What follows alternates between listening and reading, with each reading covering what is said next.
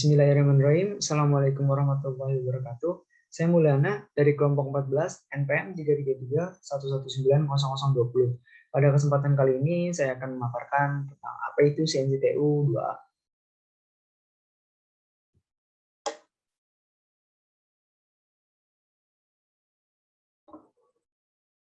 CNCTU 2A merupakan mesin CNC yang disingkat Computer Numerically Control.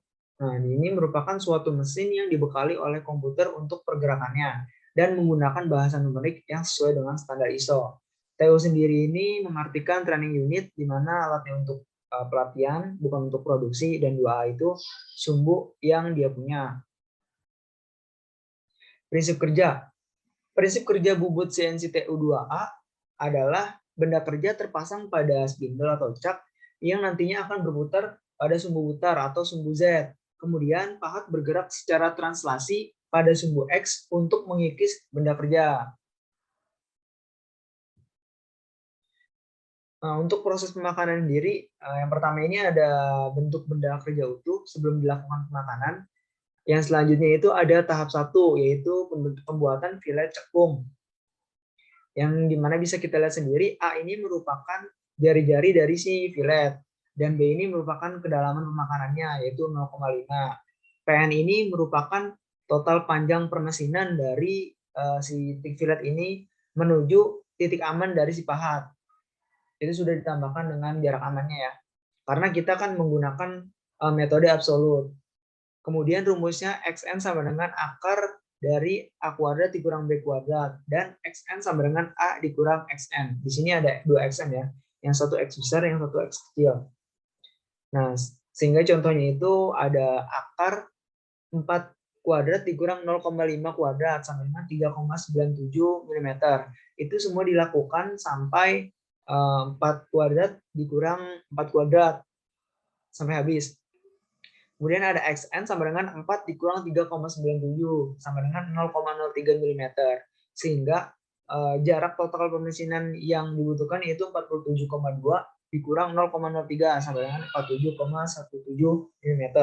Untuk kode yang digunakan kita menggunakan G84 dan G02, yaitu pembuatan siklus dan juga rotasi yang searah dengan arah jarum jam. Lalu ada yang kedua yaitu filet cekung, sama seperti cekung, bedanya dia posisinya yang bedakan. Jari-jarinya ada 2,5 mm dan makanannya sama. Untuk panjang dari proses pemesinannya itu ada 11 mm. Rumusnya sama, yang membedakan kita terbalik. Kalau tadi dimulai dari 0,5 mm, ini dimulai dari yang terbesar. Nah, ini untuk hasilnya, dan untuk panjang permesinannya itu 11 ditambah 1 sama dengan 12 mm. Untuk penggunaan G-kodenya sama, yang membedakan G03 karena berlawanan dengan arah jarum jam. Nah, proses selanjutnya ini merupakan pembubutan parameter, yang dimana kalau kita ilustrasikan seperti layang-layang ya. Lalu di sini diketahui A-nya, itu merupakan jari-jarinya, yaitu sepanjang 24 mm, dan B merupakan jari-jari dikurangi dari yang ini nih, ini 1 mili tingginya, makanya jadi 23. Yang kita cari itu adalah XN-nya, atau X-nya. Maka rumusnya itu XN sama dengan akar A kuadrat dikurang B kuadrat. Perhitungannya 24 kuadrat dikurang 23 sama dengan 8,86 mm. Nah, ini kan baru 1X saja ya.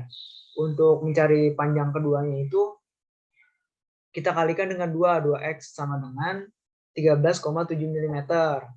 Nah, untuk kodenya kita menggunakan G03 dan M99. Yang dimana G03 itu digunakan untuk pemakanan berlawanan arah jarum jam, dan M99 itu untuk pembubutan parameter. Nah, selanjutnya ada proses pemakanan filet yang digabung dengan tirus.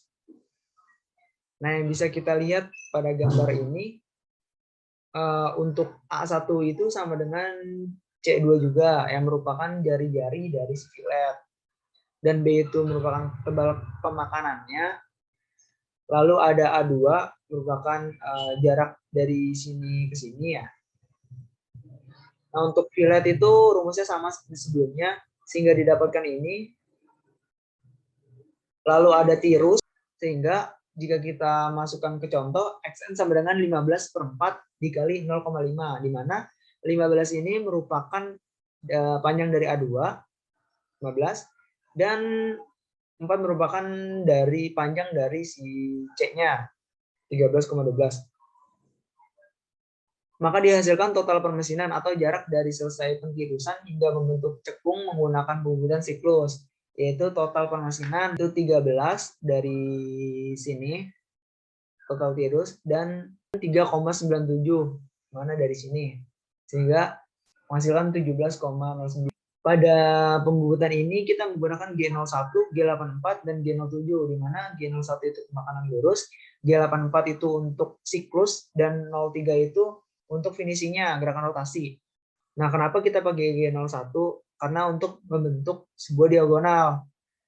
Misalkan pahat dari sini, dia dimasukkan G01 dengan sumbu X dan Y-nya secara berbarengan, maka dia akan membentuk diagonal seperti ini.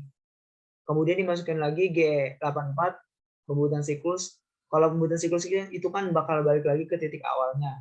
Maka dia akan pindah ke sini, motong ini bakal balik lagi seperti ini. Lanjutnya lagi kita masukin lagi G1, bakal begini. Nanti G84 seperti ini lagi. Terus, nah seperti ini terus sampai habis ya. Nah kemudian nanti dilanjutkan dengan G03 yang akan melakukan finishing.